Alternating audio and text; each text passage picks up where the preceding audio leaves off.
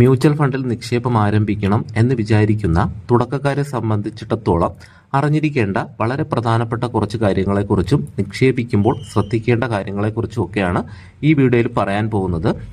പണ്ടൊക്കെ മ്യൂച്വൽ ഫണ്ടുകളിൽ നിക്ഷേപിക്കണമെങ്കിൽ ഏതെങ്കിലും മ്യൂച്വൽ ഫണ്ടുകളുടെ ഏജൻസികളുടെ ഓഫീസുകളിൽ പോയിട്ട് അല്ലെങ്കിൽ ബാങ്കിലൊക്കെ പോയിട്ടാണ് മ്യൂച്വൽ ഫണ്ടുകളിൽ ആൾക്കാർ നിക്ഷേപം നടത്തിയിരുന്നത്. എന്നാൽ സാധാരണക്കാരായ ഏതൊരാൾക്കും ഇന്ന് നമ്മുടെ കൈവശമുള്ള സ്മാർട്ട് ഫോൺ ഉപയോഗിച്ച് ഏത് മ്യൂച്വൽ ഫണ്ടിലും ഏത് സമയത്തും നിക്ഷേപം ആരംഭിക്കാൻ സാധിക്കുന്നതാണ്.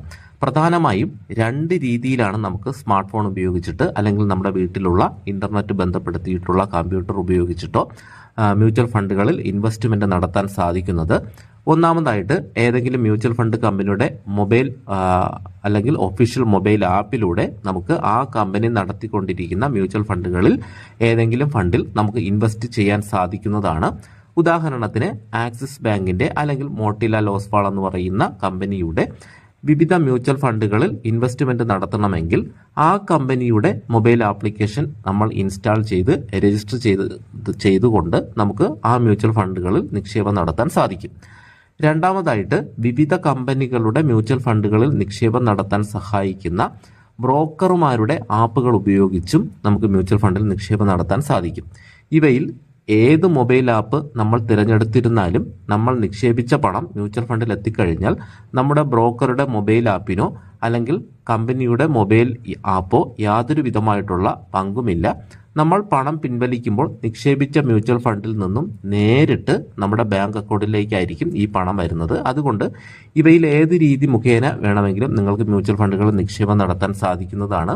ഇതിൽ രണ്ടാമത് പറഞ്ഞ ബ്രോക്കർമാർ മുഖേന മ്യൂച്വൽ ഫണ്ടിൽ നിക്ഷേപം നടത്തുന്നത് കൊണ്ടുള്ള പ്രധാനപ്പെട്ട നേട്ടം എന്ന് പറയുന്നത് നമുക്ക് വളരെ എളുപ്പത്തിൽ വിവിധ കമ്പനികളുടെ മ്യൂച്വൽ ഫണ്ടുകളെ നിന്നും നല്ല ഫണ്ടുകളെ തിരഞ്ഞെടുക്കാനും നമ്മൾ തിരഞ്ഞെടുത്ത നിക്ഷേപം നടത്തിക്കൊണ്ടിരിക്കുന്ന മ്യൂച്വൽ ഫണ്ട് ലാഭകരമല്ലെങ്കിൽ മറ്റൊരു കമ്പനിയുടെ മ്യൂച്വൽ ഫണ്ടിലേക്ക് നമ്മുടെ നിക്ഷേപത്തെ മാറ്റാനും ഒക്കെ ബ്രോക്കർമാരുടെ മ്യൂച്വൽ ഫണ്ട് ആപ്പുകൾ വഴി നമുക്ക് സാധിക്കുന്നതാണ്. എന്നാൽ ഇത്തരത്തിലുള്ള ബ്രോക്കർമാരുടെ മൊബൈൽ ആപ്പുകൾ ഉപയോഗിക്കുമ്പോൾ പ്രധാനമായും ശ്രദ്ധിക്കേണ്ടത് നമ്മൾ നിക്ഷേപിച്ച മ്യൂച്വൽ ഫണ്ടിൽ എത്തിയിട്ടുണ്ടോ എന്ന് നമ്മൾ കൃത്യമായിട്ട് പരിശോധിക്കേണ്ടതുണ്ട്. ഈ അടുത്ത കാലത്ത് ഗ്രോ ആപ്ലിക്കേഷൻ വഴി മ്യൂച്വൽ ഫണ്ടിൽ ഇൻവെസ്റ്റ് ചെയ്ത പണം ഫണ്ടിൽ കൃത്യമായിട്ട് എത്തിയില്ല എന്നുള്ള ഒരു പരാതി പത്രങ്ങളിലൊക്കെ വന്നിരുന്നു. അപ്പോൾ Angel one, Zerodha coin, Motilal Oswald, Paytm പോലെയുള്ള കുറച്ച് നല്ല കമ്പനികളുടെ മൊബൈൽ ആപ്ലിക്കേഷനുകൾ ഉപയോഗിച്ച് നിക്ഷേപം നടത്തുന്നതായിരിക്കും ബ്രോക്കർമാരുടെ ആപ്പ് ഉപയോഗിക്കുകയാണെങ്കിൽ നിങ്ങൾ തിരഞ്ഞെടുക്കേണ്ടത്. മ്യൂച്വൽ ഫണ്ട് കമ്പനികളുടെ മൊബൈൽ ആപ്പ് വഴി നിക്ഷേപം ആരംഭിക്കാനായിരുന്നാലും ബ്രോക്കർമാരുടെ മൊബൈൽ ആപ്പ് ഉപയോഗിച്ച് നിക്ഷേപം നടത്താൻ ആരംഭിക്കുമ്പോഴും ഒക്കെ നമ്മൾ ആപ്ലിക്കേഷൻ ഇൻസ്റ്റാൾ ചെയ്തതിന് ശേഷം ബാങ്ക് അക്കൗണ്ട് തുടങ്ങുന്നത് പോലെ നമ്മുടെ ആധാർ, പാൻ കാർഡ് ഡീറ്റെയിൽസുകളൊക്കെ കൊടുത്ത് രജിസ്റ്റർ ചെയ്തതിന് ശേഷം മാത്രമാണ് നമുക്ക് നിക്ഷേപം ആരംഭിക്കാൻ സാധിക്കുന്നത് എന്നുള്ളതും കൂടെ നിങ്ങൾ ഓർക്കുക. മ്യൂച്വൽ ഫണ്ടിൽ നിക്ഷേപം തുടങ്ങാൻ ആഗ്രഹിക്കുന്നവർക്ക് തിരഞ്ഞെടുക്കാവുന്ന മികച്ച 2-3 മൊബൈൽ ആപ്ലിക്കേഷനുകളുടെ ലിങ്കും അതുപോലെ തന്നെ ഏതെങ്കിലും ആക്സിസ് ബാങ്കിലൊക്കെ നിങ്ങൾക്ക് നേരിട്ട് മ്യൂച്വൽ ഫണ്ടിൽ ഇൻവെസ്റ്റ് ചെയ്യണമെങ്കിൽ അതിൻ്റെയും ലിങ്ക് ഈ വീഡിയോയുടെ ഡിസ്ക്രിപ്ഷനിൽ ഞാൻ കൊടുത്തിട്ടുണ്ട്. ആവശ്യമെങ്കിൽ നിങ്ങൾക്ക് അവ ഉപയോഗിച്ച് രജിസ്റ്റർ ചെയ്ത് ഒരു ഡിമാറ്റ് അക്കൗണ്ട് എടുത്ത ശേഷം മ്യൂച്വൽ ഫണ്ടിൽ നിക്ഷേപം നടത്താൻ സാധിക്കുന്നതാണ്. ഇനി മ്യൂച്വൽ ഫണ്ടിൽ നിക്ഷേപം നടത്താൻ തുടങ്ങുന്നവരെ സംബന്ധിച്ച് പ്രധാനമായും ഉണ്ടാകുന്ന മറ്റൊരു സംശയമാണ് ഒരു ഡിമാറ്റ് അക്കൗണ്ട് എടുത്താൽ മാത്രമാണോ മ്യൂച്വൽ ഫണ്ടിൽ നിക്ഷേപം നടത്താൻ സാധിക്കുന്നതെന്ന്. ഡിമാറ്റ് അക്കൗണ്ട് എടുക്കാതെയും നിങ്ങൾക്ക് ഏതെങ്കിലും മ്യൂച്വൽ ഫണ്ട് കമ്പനിയിൽ നിന്ന് നേരിട്ട് മ്യൂച്വൽ ഫണ്ടുകൾ വാങ്ങാൻ സാധിക്കും. എന്നാൽ അക്കൗണ്ട് എടുത്തതിന് ശേഷം മ്യൂച്വൽ ഫണ്ടുകൾ വാങ്ങുകയാണെങ്കിൽ നിങ്ങൾക്ക് ഇഷ്ടമുള്ള മ്യൂച്വൽ ഫണ്ടുകൾ വാങ്ങുന്നതിനും വിൽക്കുന്നതിനും മറ്റൊരു കമ്പനിയുടെ മ്യൂച്വൽ ഫണ്ടിലേക്ക് നമ്മുടെ ഫണ്ട് മാറ്റുന്നതിനും ഒക്കെ വളരെ എളുപ്പമാണ്. നിങ്ങൾ ഏതെങ്കിലും കമ്പനിയുടെ മൊബൈൽ ആപ്പൊക്കെ ഇൻസ്റ്റാൾ ചെയ്ത് മ്യൂച്വൽ ഫണ്ട് വാങ്ങാൻ തീരുമാനിച്ചു കഴിയുമ്പോൾ ഉണ്ടാകുന്ന മറ്റൊരു പ്രശ്നം ഡയറക്റ്റ് ഫണ്ടിൽ നിക്ഷേപം നടത്തണമോ അതോ റെഗുലർ ഫണ്ടിൽ നിക്ഷേപം നടത്തണോ എന്നതാണ്. എന്താണ് മ്യൂച്വൽ ഫണ്ടുകളിലെ ഡയറക്റ്റ് ഫണ്ടെന്നും അതുപോലെ റെഗുലർ ഫണ്ട് എന്നുള്ള ഒരു വീഡിയോ നമ്മുടെ ചാനൽ ചെയ്തിട്ടുണ്ട്, വിശദമായിട്ട് തന്നെയുണ്ട്. അപ്പോൾ അതിനെപ്പറ്റി ഈ വീഡിയോയിൽ എന്താണെന്ന് പറയുന്നില്ല. എന്നിരുന്നാലും ചാർജുകൾ കുറവായി വരുന്നത് ഡയറക്റ്റ് ഫണ്ടുകളിലാണ്. ഏഞ്ചൽ വൺ പോലെയുള്ള മൊബൈൽ ആപ്പുകൾ വഴി നിങ്ങൾക്ക് ഡയറക്റ്റ് ഫണ്ടുകൾ തിരഞ്ഞെടുക്കാനും നിക്ഷേപം നടത്താനും ഒക്കെ സാധിക്കുന്നതുമാണ്. മ്യൂച്വൽ ഫണ്ടുകളിൽ നിക്ഷേപിക്കുന്നത് പ്രധാനമായിട്ടും നമ്മുടെ സമ്പത്ത് വർദ്ധിപ്പിക്കുക എന്നുള്ള ഉദ്ദേശത്തോടു കൂടിയാണല്ലോ. അപ്പോൾ ഈ ഉദ്ദേശം നിറവേറുന്നതിന് വിവിധ തരത്തിൽ നമുക്ക് മ്യൂച്വൽ ഫണ്ടുകളിൽ ഇൻവെസ്റ്റ്മെന്റ് നടത്താൻ സാധിക്കും. ഇതിൽ ഏറ്റവും പ്രധാനപ്പെട്ട 3 തരം ഇൻവെസ്റ്റ്മെന്റ് രീതികളാണ് ലംസം ഇൻവെസ്റ്റ്മെന്റ്, അതുപോലെ SIP എന്ന് പറയുന്ന സിസ്റ്റമാറ്റിക് ഇൻവെസ്റ്റ്മെന്റ് പ്ലാൻ എന്ന് പറയുന്നത്, മറ്റൊന്നാണ് SWP അതായത് സിസ്റ്റമാറ്റിക് വിഡ്രോവൽ പ്ലാൻ എന്ന് പറയുന്നത്. ഇതിൽ ലംസം ഇൻവെസ്റ്റ്മെന്റ് അല്ലെങ്കിൽ വൺ ടൈം നിക്ഷേപം എന്ന് പറയുന്നത് നമ്മുടെ കയ്യിൽ വലിയൊരു തുകയുണ്ടെങ്കിൽ, ഉദാഹരണത്തിന് ഒരു 10,000 രൂപയോ അല്ലെങ്കിൽ 1 ലക്ഷം രൂപയോ അല്ലെങ്കിൽ 1 കോടി രൂപയോ ഉണ്ടെങ്കിൽ അത്രയും തുക ഒരുമിച്ച് ഏതെങ്കിലും ഒരു മ്യൂച്വൽ ഫണ്ടിൽ നമ്മൾ നിക്ഷേപിക്കുന്നു. അതായത് നമ്മുടെ കയ്യിലുള്ള പണം ബാങ്കിൽ ഫിക്സഡ് ഡെപ്പോസിറ്റ് ഇടുന്നത് പോലെയുള്ള ഒരു പരിപാടിയാണ്. അതിനുശേഷം നിശ്ചിത വർഷങ്ങൾ അല്ലെങ്കിൽ കാലയളവ് കഴിയുമ്പോൾ മ്യൂച്വൽ ഫണ്ട് എത്രത്തോളം വളർന്നിട്ടുണ്ടോ അത്രയും ശതമാനം നമ്മുടെ മ്യൂച്വൽ ഫണ്ട് വളർന്നിട്ടുണ്ടാകും. ആ പണം നമ്മൾ തിരികെ പിൻവലിക്കുന്നതിനെയാണ് ലംസം ഇൻവെസ്റ്റ്മെന്റ് പ്ലാൻ അല്ലെങ്കിൽ വൺ ടൈം ഇൻവെസ്റ്റ്മെന്റ് എന്ന് പറയുന്നത്. ഇത്തരത്തിൽ നമ്മൾ ഇൻവെസ്റ്റ് ചെയ്യുമ്പോൾ നമുക്ക് എപ്പോഴൊക്കെ പണം വരുന്നുണ്ടോ അപ്പോഴൊക്കെ ഈ വൺ ടൈം അല്ലെങ്കിൽ ലംസം ഇൻവെസ്റ്റ്മെന്റ് പ്ലാനിലേക്ക് നമുക്ക് നിക്ഷേപിക്കാൻ സാധിക്കുന്നതുമാണ്. ഇനി രണ്ടാമതായിട്ട് SIP അല്ലെങ്കിൽ സിസ്റ്റമാറ്റിക് ഇൻവെസ്റ്റ്മെന്റ് പ്ലാൻ എന്ന് പറയുന്നതാണ്. അതായത് സാധാരണക്കാരിൽ ഏറ്റവും ജനപ്രിയമായി കൊണ്ടിരിക്കുന്ന മ്യൂച്വൽ ഫണ്ട് നിക്ഷേപ രീതിയാണ് ഈ SIP എന്ന് പറയുന്നത്. SIP അല്ലെങ്കിൽ സിസ്റ്റമാറ്റിക് ഇൻവെസ്റ്റ്മെന്റ് പ്ലാൻ എന്ന് പറയുന്നത് ഏറ്റവും ജനപ്രിയമാകുന്നതിന്റെ ഏറ്റവും പ്രധാനപ്പെട്ട കാര്യം എന്ന് പറയുന്നത് ഒട്ടുമിക്ക സാധാരണക്കാരും എല്ലാ മാസവും അല്ലെങ്കിൽ എല്ലാ ദിവസവും ജോലി ചെയ്യുകയും അവയിൽ നിന്നും ഒരു വരുമാനം നിങ്ങൾക്ക് ലഭിക്കുകയും ചെയ്യും. ഈ വരുമാനത്തിൽ നിന്നും ഒരു നിശ്ചിത തുക എല്ലാ മാസവും അല്ലെങ്കിൽ എല്ലാ ആഴ്ചയുമോ അല്ലെങ്കിൽ എല്ലാ ദിവസവും ഏതെങ്കിലും ഒരു മ്യൂച്വൽ ഫണ്ടിലേക്ക് നമ്മുടെ ബാങ്ക് അക്കൗണ്ടിൽ നിന്നും ഓട്ടോമാറ്റിക്കായിട്ട് നമ്മൾ തിരഞ്ഞെടുത്തിട്ടുള്ള മ്യൂച്വൽ ഫണ്ടിലേക്ക് ട്രാൻസ്ഫർ ആവുന്ന രീതിയാണ് SIP എന്ന് പറയുന്നത്. പലതുള്ളി പെരുവെള്ളം എന്ന് പറയുന്നത് പോലെ നിങ്ങൾക്ക് 5,000 രൂപ എല്ലാ മാസവും ഏതെങ്കിലും ഒരു മ്യൂച്വൽ ഫണ്ടിലേക്ക് SIP ആയിട്ട് ഇൻവെസ്റ്റ്മെന്റ് ചെയ്യാൻ സാധിക്കുമെങ്കിൽ 25 വർഷങ്ങൾ കഴിയുമ്പോൾ ഏകദേശം നിങ്ങൾ ഒരു 15 ലക്ഷം രൂപ ആ മ്യൂച്വൽ ഫണ്ടിൽ നിക്ഷേപം നടത്തിയിട്ടുണ്ടാകും. നിങ്ങൾ നിക്ഷേപിച്ച മ്യൂച്വൽ ഫണ്ടിന് ശരാശരി ഒരു 15% വളർച്ച ഉണ്ടെങ്കിൽ 25 വർഷങ്ങൾ കഴിഞ്ഞ് നിങ്ങൾ ആ പണം പിൻവലിക്കുമ്പോൾ ഏകദേശം 1.5 കോടി രൂപയിലധികം നിങ്ങൾക്ക് പിൻവലിക്കാൻ സാധിക്കുന്നതാണ്. ഇതാണ് SIP എന്ന് പറയുന്ന നിക്ഷേപ രീതിയുടെ ഏറ്റവും പ്രധാനപ്പെട്ട നേട്ടമെന്ന് പറയുന്നത്. നമ്മൾ അറിയാതെ നമ്മുടെ പണം കോമ്പൗണ്ടിങ്ങിന്റെ പവറിലൂടെ വളർന്ന് വലിയൊരു ലാഭം സിസ്റ്റമാറ്റിക് ഇൻവെസ്റ്റ്മെന്റ് പ്ലാൻ എന്ന് പറയുന്ന SIPയിലൂടെ നമുക്ക് നേടാൻ സാധിക്കുന്നതാണ്. മറ്റൊരു നിക്ഷേപ രീതിയാണ് SWP എന്ന് പറയുന്ന സിസ്റ്റമാറ്റിക് വിഡ്രോവൽ പ്ലാൻ എന്ന് പറയുന്നത്. SWP എന്ന് പറയുന്ന രീതിയിൽ നിങ്ങൾ ഏതെങ്കിലും മ്യൂച്വൽ ഫണ്ടിൽ നിക്ഷേപം നടത്തുകയാണെങ്കിൽ നിങ്ങൾക്ക് 6 മാസത്തിലൊരിക്കലും അല്ലെങ്കിൽ 3 മാസത്തിലൊരിക്കലോ അല്ലെങ്കിൽ എല്ലാ മാസവുമോ അല്ലെങ്കിൽ എല്ലാ ആഴ്ചയിലുമോ നിങ്ങൾക്ക് നിക്ഷേപിച്ച മ്യൂച്വൽ ഫണ്ടിൽ നിന്നും നിങ്ങൾ തിരഞ്ഞെടുത്ത തുക അല്ലെങ്കിൽ തിരഞ്ഞെടുത്ത രീതിയിൽ നിങ്ങളുടെ ബാങ്ക് അക്കൗണ്ടിലേക്ക് ഓട്ടോമാറ്റിക്കായിട്ട് ട്രാൻസ്ഫർ ചെയ്ത് തരികയും അത് നിങ്ങൾക്ക് പിൻവലിക്കാൻ സാധിക്കുന്നതുമാണ്. ഞാനൊരു ഉദാഹരണം പറയുമ്പോൾ നിങ്ങൾക്കത് മനസ്സിലാവും. നിങ്ങളുടെ കുടുംബ സ്വത്ത് വിറ്റ് നിങ്ങൾക്ക് 1 കോടി രൂപ ലഭിച്ചു എന്ന് കരുതുക. അല്ലെങ്കിൽ നിങ്ങൾക്ക് ഏതെങ്കിലും കമ്പനിയിൽ നിന്നോ സർക്കാർ ജോലിയിൽ നിന്നോ വിരമിച്ചപ്പോൾ നിങ്ങൾക്കൊരു 50 ലക്ഷം രൂപ ഒരുമിച്ച് ലഭിച്ചു എന്ന് കരുതുക. ഇങ്ങനെ ലഭിക്കുന്ന വലിയൊരു തുകയെ ഒരുമിച്ച് നിങ്ങൾ ഏതെങ്കിലും ഒരു മ്യൂച്വൽ ഫണ്ടിൽ ഒറ്റത്തവണ നിക്ഷേപിക്കുന്നു. അതിനുശേഷം നിങ്ങൾക്ക് ഓരോ മാസവും ജീവിക്കാൻ ഒരു 30,000 രൂപ ആവശ്യമാണെങ്കിൽ ആ മ്യൂച്വൽ ഫണ്ടിൽ നിന്നും ഒരു SWP എന്ന് പറയുന്ന സിസ്റ്റമാറ്റിക് വിഡ്രോവൽ പ്ലാൻ തിരഞ്ഞെടുത്ത് കഴിഞ്ഞാൽ നിങ്ങൾക്ക് നിക്ഷേപിച്ച മ്യൂച്വൽ ഫണ്ടിൽ നിന്നും 30,000 രൂപ എല്ലാ മാസവും ഓട്ടോമാറ്റിക്കായിട്ട് നിങ്ങളുടെ ബാങ്ക് അക്കൗണ്ടിലേക്ക് ക്രെഡിറ്റ് ആവും. വിരമിച്ചതിന് ശേഷം അല്ലെങ്കിൽ ജോലിയില്ലെങ്കിലും ജോലിക്ക് പോകാൻ കഴിയാത്തവർക്കും ഇത്തരത്തിൽ നിങ്ങൾക്ക് പണം ഉണ്ടെങ്കിൽ അവ SWP പ്ലാനിലൂടെ പിൻവലിച്ച് നിങ്ങളുടെ ജീവിത ചെലവുകൾ നടത്തിപ്പോകുവാൻ സാധിക്കുന്നതാണ്.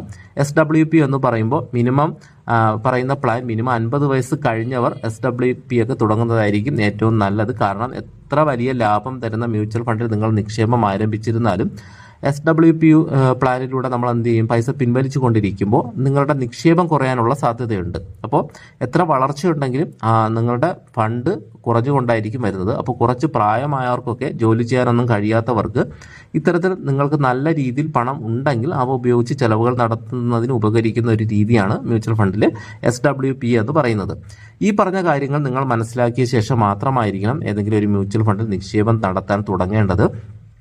അതായത് നിങ്ങൾക്ക് എത്ര രൂപ മ്യൂച്വൽ ഫണ്ടിൽ നിക്ഷേപിക്കാൻ സാധിക്കും എന്നുള്ളതിനെ ആശ്രയിച്ചിട്ടാണ് ഞാൻ ഈ പറഞ്ഞ ലംസം ഇൻവെസ്റ്റ്മെന്റ് അല്ലെങ്കിൽ SWPയോ SWPയോ SIPയോ നിക്ഷേപ രീതി നിങ്ങൾ ആവശ്യമായിട്ടുള്ളതെന്ന് തിരഞ്ഞെടുക്കേണ്ടത്. ഇത്തരത്തിൽ നിങ്ങൾക്ക് ആവശ്യമായ ഒരു നിക്ഷേപ രീതി തിരഞ്ഞെടുത്തു കഴിഞ്ഞാൽ നിങ്ങൾക്ക് ധൈര്യമായിട്ടും ഏതെങ്കിലും ഒരു മ്യൂച്വൽ ഫണ്ടിലേക്ക് നിക്ഷേപിച്ച് തുടങ്ങാവുന്നതാണ്. മ്യൂച്വൽ ഫണ്ടിൽ നിക്ഷേപിച്ച് തുടങ്ങുന്നത് എന്തിനാണ്, എന്ത് ലക്ഷ്യത്തിനാണ് എന്നത് വളരെ വളരെ പ്രധാനപ്പെട്ട ഒരു കാര്യമാണ്. ഉദാഹരണത്തിന് ഒരു വീട് വയ്ക്കുക, അല്ലെങ്കിൽ ഒരു കാർ വാങ്ങുക, അല്ലെങ്കിൽ മക്കളുടെ ഭാവിയിലുള്ള ആവശ്യങ്ങൾക്ക് പണം ഉണ്ടാക്കുക, ഇങ്ങനെയുള്ള കാര്യങ്ങൾക്ക് വേണ്ടിയിട്ടാണ് ഒരു മ്യൂച്വൽ ഫണ്ടിൽ നിക്ഷേപം ആരംഭിക്കുന്നത് എങ്കിൽ അവയ്ക്ക് അനുയോജ്യമായിട്ടുള്ള മ്യൂച്വൽ ഫണ്ട് ഏതാണെന്ന് മനസ്സിലാക്കിയതിന് ശേഷം മാത്രമായിരിക്കണം നിങ്ങൾ നിക്ഷേപം ആരംഭിക്കേണ്ടത്. ഇത്തരത്തിൽ നിങ്ങൾക്ക് ആവശ്യമായിട്ടുള്ള മ്യൂച്വൽ ഫണ്ട് ഏതാണ് എന്ന് തിരഞ്ഞെടുക്കുന്നതിനും കുറച്ച് മാനദണ്ഡങ്ങളുണ്ട്.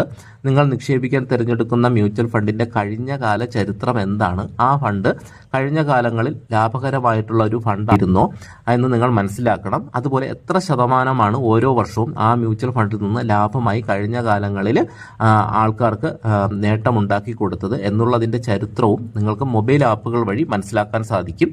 മ്യൂച്വൽ ഫണ്ട് കമ്പനിയുടെ ചരിത്രവും നിങ്ങൾ തിരഞ്ഞെടുത്ത മ്യൂച്വൽ ഫണ്ട് മാനേജ് ചെയ്യുന്ന ഫണ്ട് മാനേജരുടെ ചരിത്രവും കൂടെ നിങ്ങൾ മനസ്സിലാക്കി കഴിഞ്ഞാൽ ആ ഫണ്ട് എത്രത്തോളം നല്ലതാണെന്ന് മനസ്സിലാക്കാൻ സാധിക്കും. അതുപോലെ തന്നെ നിങ്ങൾ തിരഞ്ഞെടുത്ത മ്യൂച്വൽ ഫണ്ട് ഏതൊക്കെ കമ്പനികളിൽ, ഏതൊക്കെ മേഖലകളിലുള്ള കമ്പനികളിലാണ് നിക്ഷേപിച്ചിരിക്കുന്നതെന്നും കൂടെ മനസ്സിലാക്കുക. അതായത് വളർച്ചാ സാധ്യതയുള്ള കമ്പനികളിൽ അല്ലെങ്കിൽ വളർച്ചാ സാധ്യതയുള്ള മേഖലകളിലാണ് നിങ്ങളുടെ പണം നിക്ഷേപിച്ചിട്ടുള്ളത് എന്നതിനെ ആശ്രയിച്ചിട്ടായിരിക്കും നിങ്ങൾക്ക് മ്യൂച്വൽ ഫണ്ടിൽ നിന്നും വരുമാനം ലഭിക്കുന്നത്. മാത്രമല്ല 30 വയസ്സിന് താഴെയുള്ള ഒരാളാണ് മ്യൂച്വൽ ഫണ്ടിൽ ഇൻവെസ്റ്റ് ചെയ്യുന്നതെങ്കിൽ ഓഹരി വിപണിയിൽ അതിവേഗം വളരുന്ന കമ്പനികളിൽ നിക്ഷേപം നടത്തുന്ന ഏതെങ്കിലും മ്യൂച്വൽ ഫണ്ടിൽ നിക്ഷേപം നടത്തുന്നതായിരിക്കും നല്ലത്. കാരണം റിസ്ക് കൂടുതലെടുക്കാനുള്ള പ്രായം കണക്കിലെടുത്തിട്ടാണ്. എന്നാൽ ഈ 40 വയസ്സൊക്കെ കഴിഞ്ഞ ഒരാളാണ് മ്യൂച്വൽ ഫണ്ടിൽ ഇൻവെസ്റ്റ് ചെയ്യുന്നതെങ്കിൽ ഗവൺമെന്റ് ബോണ്ടുകളിലും സെക്യൂരിറ്റികളിലും സ്വർണത്തിലും ഒക്കെ ഇൻവെസ്റ്റ് ചെയ്യുന്ന റിസ്ക് കുറഞ്ഞ മേഖലകളിൽ നിക്ഷേപം നടത്തുന്ന മ്യൂച്വൽ ഫണ്ടുകളെ പരിഗണിക്കുന്നതായിരിക്കും കുറച്ചുകൂടെ നല്ലതെന്ന് പറയുന്നത്. ഇനി ഓഹരി വിപണിയിലെ ഉയർച്ച താഴ്ചകൾ വളരെ വേഗത്തിൽ ഇത്തരത്തിലുള്ള ഫണ്ടുകളിൽ ബാധിക്കില്ല എന്നതാണ്. ഇത്തരത്തിലുള്ള ഫണ്ടുകളിൽ വലിയ ലാഭം കിട്ടാത്ത ഇത്തരം മ്യൂച്വൽ ഫണ്ടുകളുടെ പ്രധാനപ്പെട്ട ഗുണമെന്ന് പറയുന്നത്, മ്യൂച്വൽ ഫണ്ട് നിക്ഷേപം തുടങ്ങാൻ ആഗ്രഹിക്കുന്നവരെ സംബന്ധിച്ച് ഏറ്റവും പ്രധാനപ്പെട്ട ഒരു സംശയമാണ് നമ്മൾ നിക്ഷേപിച്ച പണം നഷ്ടപ്പെടുമോ എന്നുള്ളത്. നമ്മളൊരു മ്യൂച്വൽ ഫണ്ടിൽ നിക്ഷേപം നടത്തിയതിന് ശേഷം ആ മ്യൂച്വൽ ഫണ്ട് വളരാതിരിക്കുകയും വളർച്ചാ നിരക്ക് നെഗറ്റീവ് ആവുകയും ചെയ്യുകയാണെങ്കിൽ തീർച്ചയായിട്ടും അത്തരം സാഹചര്യങ്ങളിൽ നമ്മൾ നിക്ഷേപിച്ച പണം പിൻവലിക്കുകയാണെങ്കിൽ നിങ്ങൾ നിക്ഷേപിച്ച പണത്തെക്കാളും കുറച്ചായിരിക്കും പിൻവലിക്കാൻ സാധിക്കുന്നത്. അതുകൊണ്ട് തന്നെ വളരെ മികച്ച ഫണ്ടുകൾ ഏതാണെന്ന് കണ്ടെത്തി നിക്ഷേപം നടത്താൻ ശ്രമിക്കുക. അതുപോലെ ചില മ്യൂച്വൽ ഫണ്ടുകളിൽ നിക്ഷേപം നടത്തി കഴിഞ്ഞാൽ ഒരു വർഷത്തിനുള്ളിൽ നിക്ഷേപിച്ച പണം തിരിച്ച് പിൻവലിക്കുകയാണെങ്കിൽ എക്സിറ്റ് ലോഡ് എന്ന് പറയുന്ന ഒരു സംഭവം, ടാക്സ് ചാർജുകൾ തുടങ്ങിയ കാര്യങ്ങളും, ഈ എക്സിറ്റ് ലോഡ് എന്ന് പറയുന്നത് ഒരു പെനാൽറ്റിയാണ്, തുടങ്ങിയവ കൊടുക്കേണ്ടി വരും. അപ്പോൾ മ്യൂച്വൽ ഫണ്ടുകൾ വളരെയധികം ലാഭകരമല്ല എങ്കിലും നിങ്ങൾക്ക് നഷ്ടം വരാനുള്ള സാധ്യതയുണ്ട്. അതായത് വളർച്ചാ സാധ്യത കുറഞ്ഞ ഒരു മ്യൂച്വൽ ഫണ്ടിലാണ് നിങ്ങൾ നിക്ഷേപിക്കുന്നതെങ്കിലും നിങ്ങൾക്ക് നഷ്ടം വരാനുള്ള സാധ്യതയുണ്ട്. സാധാരണയായിട്ട് വളർച്ചാ സാധ്യതയുള്ള മ്യൂച്വൽ ഫണ്ടുകളെ സംബന്ധിച്ചിടത്തോളം ഇത്തരം പ്രശ്നങ്ങൾ നമുക്ക് വരാനുള്ള സാധ്യത വളരെ കുറവാണ്. ശരാശരി 14% മുകളിൽ ലാഭം തരുന്ന മ്യൂച്വൽ ഫണ്ടുകൾ തിരഞ്ഞെടുക്കാൻ പ്രധാനമായിട്ടും നിങ്ങൾ ശ്രമിക്കുക. എങ്ങനെയാണ് നല്ല മ്യൂച്വൽ ഫണ്ടുകൾ തിരഞ്ഞെടുക്കുക എന്ന് ചോദിച്ചു കഴിഞ്ഞാൽ, ഒരു റിസ്ക് ഇല്ലാത്ത വളരെ എളുപ്പത്തിൽ നിങ്ങൾക്ക് നല്ല മ്യൂച്വൽ ഫണ്ടുകൾ കണ്ടെത്തി നിക്ഷേപം നടത്താൻ സാധിക്കും. പ്രധാനമായും നിങ്ങൾ തിരഞ്ഞെടുക്കുന്ന മ്യൂച്വൽ ഫണ്ടിന്റെ ആപ്പുകളിൽ തന്നെ ഈ പറഞ്ഞ കാര്യങ്ങൾ വച്ച് നോക്കി നല്ല മ്യൂച്വൽ ഫണ്ടുകൾ തിരഞ്ഞെടുക്കാൻ സാധിക്കും. അതുപോലെ നിങ്ങൾക്ക് ഏതെങ്കിലും സാമ്പത്തിക വിദഗ്ധരുടെ അഭിപ്രായം ചോദിച്ചതിന് ശേഷം നല്ല മ്യൂച്വൽ ഫണ്ടുകൾ തിരഞ്ഞെടുക്കാവുന്നതാണ്. പിന്നെ പല ഏജന്റുമാരുണ്ട്, അവർ ചിലപ്പോൾ നല്ല മ്യൂച്വൽ ഫണ്ടുകൾ എന്ന് പറഞ്ഞ് ഒരുപക്ഷെ നിങ്ങളെ പറ്റിക്കാനൊക്കെ ശ്രമിക്കും. അപ്പോൾ നിങ്ങൾ ഏതെങ്കിലും ഒരു മ്യൂച്വൽ ഫണ്ടിൽ ചേരുകയാണെങ്കിൽ ഇന്റർനെറ്റിലോ ഏതെങ്കിലും ആ ഫണ്ടിനെ പറ്റി ഒന്ന് ഡീറ്റെയിൽ ആയിട്ട് ഒന്ന് സെർച്ച് ചെയ്ത് നോക്കിയതിന് ശേഷം നിങ്ങൾക്ക് ആ ഫണ്ട് തിരഞ്ഞെടുക്കാം. അതുപോലെ നമ്മുടെ ചാനലിൽ മ്യൂച്വൽ ഫണ്ടുകൾ തിരഞ്ഞെടുക്കുന്ന വിവിധ രീതികളെ കുറിച്ചുള്ള നിരവധി വീഡിയോകളുണ്ട്. അവ കണ്ടിരുന്നാലും നിങ്ങൾക്ക് പല ആപ്ലിക്കേഷനുള്ളിലും എങ്ങനെയാണ് നല്ല ഫണ്ടുകൾ തിരഞ്ഞെടുക്കേണ്ടത് എന്നുള്ള വീഡിയോസുകളൊക്കെ ഉണ്ട്. അപ്പോൾ നിങ്ങൾക്ക് നല്ല ഫണ്ടുകൾ ഇത്തരത്തിലും തിരഞ്ഞെടുക്കാൻ സാധിക്കും. ഇനിയുള്ള കാലഘട്ടങ്ങളിൽ ഫിക്സഡ് ഡെപ്പോസിറ്റ് പോലെയുള്ള നിക്ഷേപ മാർഗങ്ങളിൽ നിക്ഷേപിച്ചു കഴിഞ്ഞാൽ പണപ്പെരുപ്പത്തിന്റെ സ്വഭാവം അനുസരിച്ച് നിങ്ങൾക്ക് നിക്ഷേപിച്ച പണം ഇപ്പോൾ ഉള്ള മൂല്യത്തെക്കാളും കുറവായിരിക്കും ഇത്തരത്തിലുള്ള ഫിക്സഡ് ഡെപ്പോസിറ്റുകളിൽ നിന്നൊക്കെ നിങ്ങൾക്ക് ലഭിക്കാൻ സാധ്യതയുള്ളത്. അതുകൊണ്ട് നിങ്ങളുടെ പണം, നിങ്ങൾ അധ്വാനിക്കുന്ന പണം പണപ്പെരുപ്പത്തേക്കാൾ മൂല്യമുള്ളതായിട്ട് തീരണമെങ്കിൽ മ്യൂച്വൽ ഫണ്ടുകൾ അതുപോലെ ഓഹരി വിപണി പോലെയുള്ള പുതിയ നിക്ഷേപ മാർഗങ്ങളിൽ നിക്ഷേപിക്കുക തന്നെ വേണം. തുടക്കക്കാരെ സംബന്ധിച്ചിടത്തോളം മ്യൂച്വൽ ഫണ്ടുകൾ തിരഞ്ഞെടുക്കുമ്പോൾ ആശങ്കകൾ ഉണ്ടാവും. എന്നാൽ നിങ്ങൾ ഏതെങ്കിലും ഫണ്ടിൽ നിക്ഷേപിച്ചതിന് ശേഷം മൊബൈൽ ആപ്പുകൾ വഴി തന്നെ അവയുടെ കൃത്യമായ വിവരങ്ങൾ നിങ്ങൾക്ക് ഏത് സമയവും പരിശോധിക്കാനും ആ ഫണ്ടിന്റെ വളർച്ചയും ഇനി നഷ്ടമാണെങ്കിൽ അവയിൽ നിന്നും പിൻവലിക്കേണ്ട സമയത്ത് പിൻവലിക്കാനും ഒക്കെ സാധിക്കുന്നതാണ്. അപ്പോൾ നിങ്ങൾ ഒട്ടും മടിക്കേണ്ട കാര്യമൊന്നുമില്ല. നിങ്ങളൊരു മ്യൂച്വൽ ഫണ്ട് തിരഞ്ഞെടുക്കാൻ ആഗ്രഹിക്കുന്നുണ്ടെങ്കിൽ തീർച്ചയായിട്ടും ധൈര്യമായിട്ടും നിങ്ങൾക്ക് ഇൻവെസ്റ്റ്മെന്റ് ചെയ്ത് തുടങ്ങാവുന്നതാണ്.